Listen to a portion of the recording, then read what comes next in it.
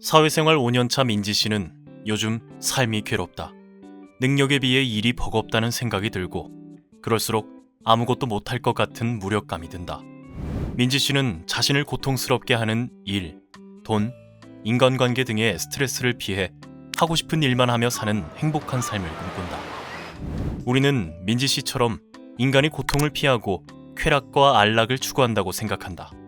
그러나 발달 심리학자 폴 블룸에 따르면 이 생각은 틀렸다. 인류는 진화를 위해 고통을 겪도록 설계되었으며 여건과 정도가 적당하다는 전제하에 육체적이며 감정적인 고통을 줬는다는 것이다. 고통스러울 정도로 매운 음식을 먹고 마라톤에 도전하고 높은 산을 오른다. 힘든 걸 알면서 출산과 육아의 길을 택하기도 한다. 우리는 왜 이토록 고통을 줬는 걸까? 1. 내가 선택한 고통은 기쁨을 2배로 만든다. 우리가 공포영화를 보고 마라톤을 뛰는 이유는 적당한 고통 이후에 더 큰 쾌락을 얻을 수 있다는 걸 알기 때문이다. 예를 들어 복수거 경태의 영화에는 악당이 주인공을 파괴하는 고통스러운 장면이 나온다.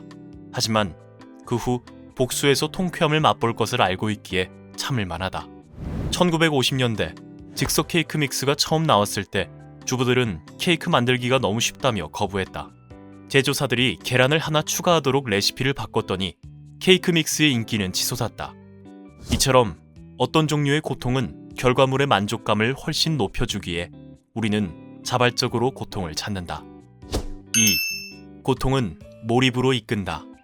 결과와 무관하게 고통 자체가 쾌락을 안기는 경우도 있다. 바로 몰입하는 순간이다. 우리는 너무 쉬운 낱말 퍼즐은 풀지 않는다. 하지만 조금 어려운 퍼즐을 푸는 것은 즐겁다. 비록 퍼즐을 다 풀지 못해도 말이다. 이처럼 너무 쉬운 것과 너무 어려운 것 사이 딱 적절한 정도의 도전은 우리를 몰입으로 이끈다. 몰입을 하면 시간의 흐름을 잊어버릴 만큼 빠져든다. 그리고 이런 몰입 상태는 행복과 성공의 열쇠가 된다. 몰입의 기쁨과 성공을 위해 우리는 고통을 택한다. 3. 고통은 삶의 의미를 발견하게 한다. 아기를 낳고 육아를 하는 부부는 대개 육아가 얼마나 고통스러운지를 호소한다. 어린 자녀를 키우는 시기가 삶의 다른 시기보다 훨씬 더 많은 스트레스를 받는다는 연구 결과도 있다. 또 다른 연구에서도 아이가 태어난 후 부모의 행복도와 결혼생활 만족도가 낮아졌다가 자녀가 집을 떠난 후에야 회복된다고 밝혀졌다. 아이를 갖지 않았다면 더 행복한 삶을 누렸을 사람들이 많다. 그런데도 부모들은 여전히 아이를 낳은 걸 인생에서 가장 잘한 일로 꼽는다. 왜 부모들은 아이를 낳은 일을 후회하지 않을까? 첫 번째 이유는 사랑 때문이다. 대부분의 부모는 아이를 정말로 사랑한다. 아이를 사랑함으로 아이가 있어서 행복하다. 두 번째 이유는 아이가 단순히 일상적인 즐거움을 주는 것이 아니라 삶의 의미를 더해주기 때문이다. 자녀를 돌보는데 오랜 시간을 들이는 사람일수록 더 행복하지는 않아도 삶이 더 의미 있다고 생각한다고 한다. 육아처럼 삶의 의미와 목적을 더해주는 일들은 대부분 고난과 희생을 수반한다. 더 의미 있고 충만한 삶을 위해 우리는 고통을 택한다. 4. 내가 선택하지 않은 고통도 나를 성장하게 한다. 사고나 재난처럼 내 의지와 상관없이 일어나는 비선택적 고난은 어떨까?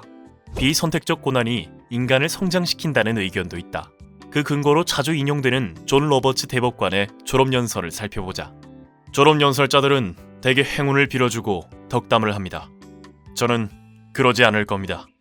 저는 가끔 여러분들이 부당한 대우를 받기를 바랍니다. 그래야 정의의 가치를 알게 될 것이니까요. 또한 여러분이 배신당하기를 바랍니다. 신의의 중요성을 배울 수 있으니까요. 미안한 말이지만 저는 여러분이 때로 외롭기를 바랍니다. 그래야 친구들을 당연하게 여기지 않을 테니까요. 고난은 객관적 시각을 갖게 하고 공감 능력을 높여준다. 죽음 이외의 모든 고난은 나를 더 강하게 만든다라는 니체의 유명한 말처럼 말이다. 한 연구 결과 과거의 역경을 겪은 정도가 높을수록 타인에게 더 많은 연민을 갖는 것으로 나타났다. 물론 내가 선택하지 않은 고난은 가능하면 피해야 한다. 나쁜 경험들이 유익하다고 말하는 연구자들도 있지만 비선택적 고난은 되게 끔찍하다.